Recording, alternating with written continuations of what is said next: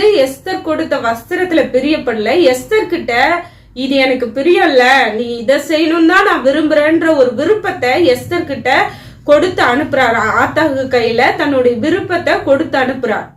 அநேக நேரம் நம்மளோட ஆண்டவர் வேத வசனங்கள்ல இடைப்படுறாரு. நீ பண்றதுலாம் ஓகே, ஆனா நான் விரும்புற காரியம் இதுதான் அப்படின்னு ஆண்டவர் சொல்றாரு. அந்த மாதிரி சொல்லி அனுப்பும் பொழுது மொர்தெகாயின் வார்த்தைகளை வந்து எஸ்தருக்கு சொல்றாங்க. சொல்லி முடிச்ச உடனே இப்போ ஒரு ரீசனை சொல்றா எஸ்தர்.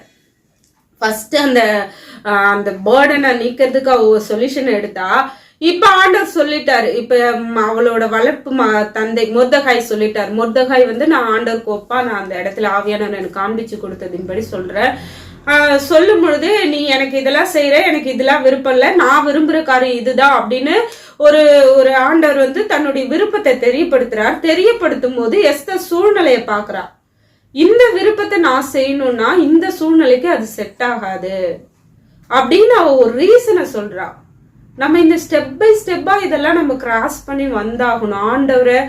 ஆண்டவரை நம்ம முழுமையாய் நேசிக்கணும். முழுமையாய் ஆண்டவர் இடத்துல அன்பு கூறணும்னா சில காரியங்களை நம்ம கடந்து வரணும். ஆண்டவருக்கு சப்ஸ்டியூட் கொடுக்கறத நம்ம மாற்றிக்கொள்ளணும்.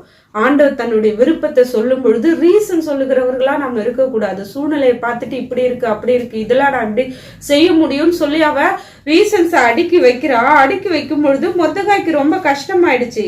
அப்ப மொர்தெகாய் சொல்றாரு, நீ இந்த ரீசன்ஸ் எல்லாம் ஃபாலோ பண்ணி உன்னை ப்ரொடெக்ட் பண்ணிக்கணும்னு நினைக்கிற, ஆனா நீ தப்ப முடியாது. உனக்கு ஆண்டவரோட ப்ரொடெக்ஷன் இல்ல, ஆண்டவரோட பிளஸ்ஸிங் இல்லைன்னா நீ உன்னை நீயே காப்பாற்றிக் கொள்ளவும் உன்னை நீயே வாழ வைத்து கொள்ளவும் என்ன முயற்சிகள் எடுத்தாலும் அதுல பிரயோஜனம் இல்லை அப்படின்றத மொர்தெகாய் அங்க வெளிப்படுத்துறாரு.